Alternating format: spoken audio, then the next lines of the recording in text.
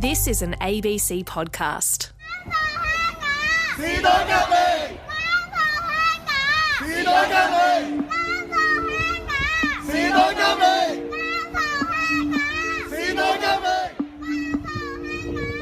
People in Hong Kong have been pushing back hard against Beijing for at least a year, and now it looks like Beijing has lost patience. I'm Stephen Smiley. And I'm Ange Lavoie-Pierre. And today on The Signal, the national security laws that are about to change everything in Hong Kong. Will the city's pro-democracy movement finally have to give up? So it takes a lot to break into the news cycle at the moment, but this really is a huge moment for Hong Kong. China's ruling Communist Party has set in motion a controversial national security law for Hong Kong following pro-democracy protests last year. The plan has been submitted at the annual National People's Congress. They largely rubber-stamp decisions that have already been taken by the communist leadership. The law would ban all forms of sedition, subversion and secession and could, in theory, be used to end even the most peaceful demonstrations. One country, one system. Hong Kong is there. Opponents say that the new laws essentially amount to a power grab by China. It's the saddest state in Hong Kong history. The Hong Kong government insists the legislation will not affect the freedoms of its people as activists launch a second wave of protests. But the important thing is for the people of Hong Kong to realize that without protection of national security, many of the things that we enjoy, many of the things that we treasure will be lost. Beijing would be able to place the measure into basic law, effectively bypassing the territory's own lawmakers.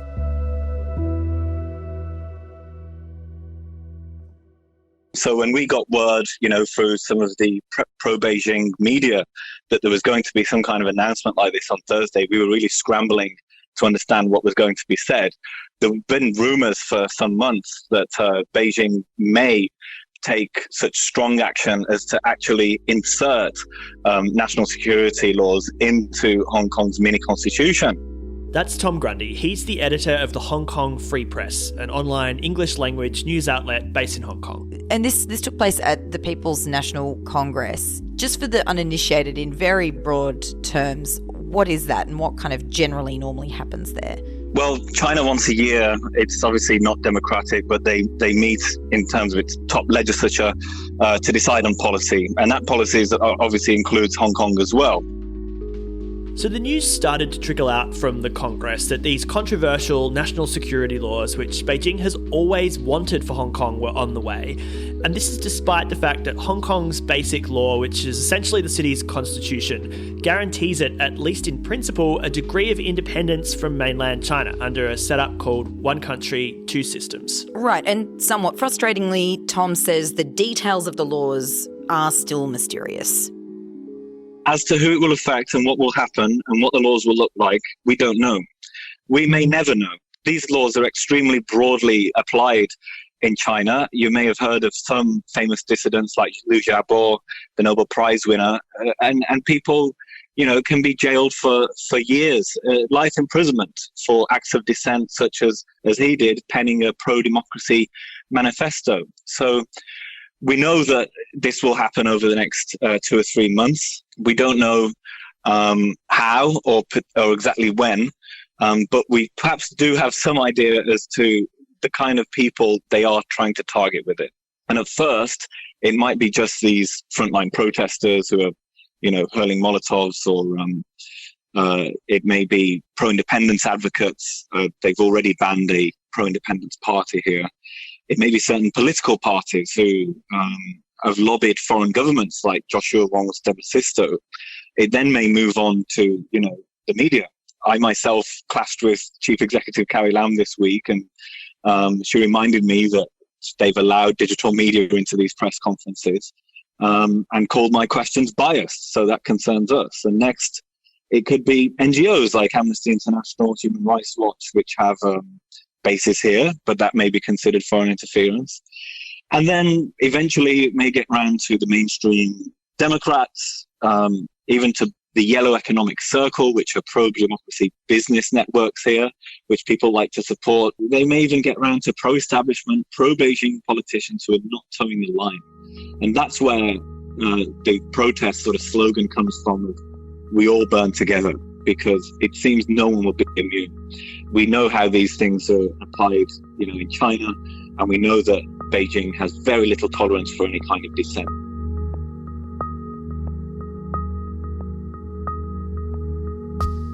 Okay, so these laws have the potential to be broad, and the fear is give Beijing total authority to subdue any dissent in Hong Kong. Because if you've checked it all lately, there is a lot. What kind of year has Hong Kong had? Well, I never thought we would be gearing up to basically become war reporters in many a sense. I mean, it's certainly not Syria or anything like that, but week by week we were upgrading our safety gear to deal with thousands of rounds of tear gas, rubber bullets, other projectiles, pepper spray. Not one member of my staff was immune to any of this. We've all ended up injured in some way. And as I say, it's not a literal war zone, but this is very dense urban landscape, and I just don't know anywhere in the world where you would have such unrest happening almost on a day-to-day basis, certainly every weekend, with Hong Kongers feeling that, they were holding down full-time jobs in the week, and the other full-time job was resistance. It escalated from very peaceful marches against an ill-fated extradition law that could have seen people scurried into the mainland, to calls for democracy, protests against the police, and we saw a pretty remorseful Carrie Lam throughout various junctures of those protests last year. Occupations of the airport, huge unrest around some of the universities with police besieging the campuses. 2 million of the 7 million residents at one point taking to the streets. But after those campus protests in November, things seemed to taper off a bit, with a lot of the frontliners taken out, and perhaps some fatigue setting in, but also coronavirus, of course, kicking off in January. Can this in some senses be seen as Beijing essentially losing its patience with Hong Kong and going, right, well, we're never going to convince you, it's time to force the matter? Is that what this is? That's exactly what it is. They've lost patience. Hong Kong for years was meant to try and legislate that local national security law, Article 23. On Friday, Carrie Lam, expressed regret that they have not been able to do it. And so Beijing is taking this nuclear option. In some ways, the question that occurs listening to all this is why Beijing didn't take this route sooner. Well, a lot of it is simply because, as we said at the very beginning, that the legislative meetings start now. And this is when any new policies would be declared. Is it to do also with COVID-19 and perhaps a hope that Beijing will be met with less resistance because people are literally less able to gather at the moment? Yeah, certainly. And that's why we've seen over the last few weeks the local government making the moves now. I mean, there's double benefits in that I can already feel and see that it's making fewer international headlines than when the unrest was dominating TV screens across the world last year. There's also just fewer protesters wishing to go out for a start, but also there are social distancing guidelines that forbid group gatherings of more than 8 people. It's previously 4 people, and police, I think it's undoubtedly true to say, have been using these on-the-spot fines to target those who have been peacefully, largely gathering in malls, singing pro-democracy songs and shouting slogans. Is this definitely going to happen? I mean, is there any way that this doesn't go ahead, or does Beijing just have absolute power to do this legally? It does. Through Article 18 of the Basic Law, it says that Beijing can insert legislation into the annex, especially when it comes to national security issues. It's not going to get any scrutiny. There'll be no public consultation, as some laws have here. It will be passed probably before the summer. So we expect to have a particularly interesting period between now, as COVID is settling down here, and with this law kicking in. And you can see the first signs of that already. Thousands of people turned out to an unauthorised rally just yesterday, despite the high risk of arrest. And it got nasty. Police responded with tear gas. And Tom says there are a lot of important dates coming up that could bring people out again. June 4th, that's the anniversary of the Tiananmen massacre. That may be a flashpoint because usually perhaps over 100,000 people will gather in one of the biggest parks here and light candles. Who knows if that'll be even legal next year, but we have a flashpoint there. And then a few days later, it's the anniversary of the 2019 protests on June 12th. And I even forget to mention, the coming Wednesday, the national anthem bill will be at the legislature, and we expect huge protests outside.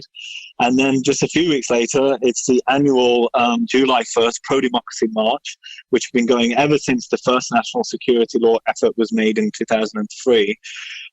So things, could get extremely dramatic in Hong Kong just in the coming days. Yeah, that's a busy looking calendar if you're a pro-democracy protester. And I suppose... Or if you're a journalist. or if you're a journalist, that's true.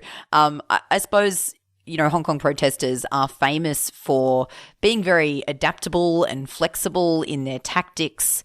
How different does a protest look now in the era of COVID-19 and social distancing? How have protesters adapted to those conditions?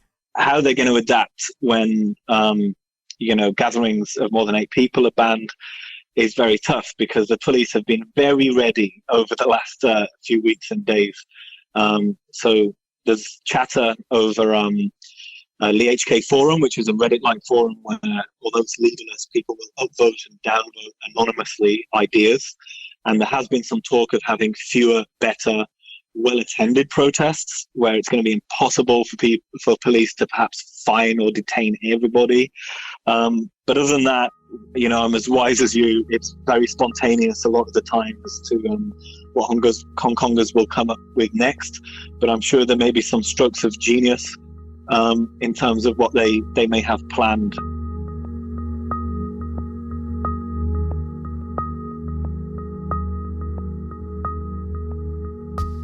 Is there any sense of defeat here, or is it just making people angrier? I mean, surely people see the inevitability of this and feel as if they've lost.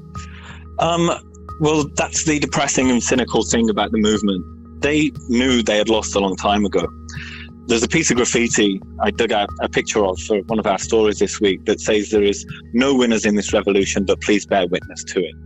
And I can't help but feel choked up about that as a resident of 15 years, although we seek to be very impartial with our news coverage, But Hong Kongers know that it's pretty hopeless when you're a small city of 7 million with Beijing and China being, number 2 economy and all the strength that they have to do this.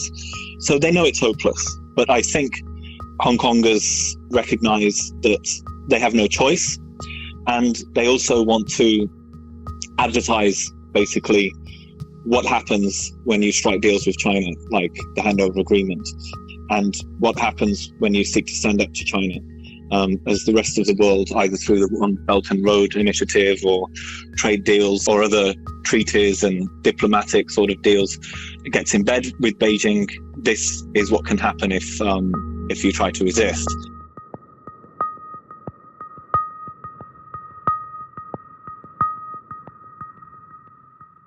This is being reported by a lot of commentators as the end of the two-system approach. Is that accurate? Yeah, the death of Hong Kong, the one country, one system issue coming up. Everyone is always trying to identify the time of death for this city. But I think this would spell an extremely... It's certainly been wheeled off to life support, let's put it like that. We've seen a slow drip erosion of civil liberties over the years along economic lines, cultural lines, lingual lines, in terms of press freedom, academic freedom. It's just a countdown to 2047 when the One Country, Two Systems agreement was meant to expire. So all this death by 1,000 cuts analogies seem to be a little redundant now because this integration has sped up to the degree that we're seeing this national security law kicking in. And for many people, that countdown to 2047 has become a countdown, unfortunately, to this summer.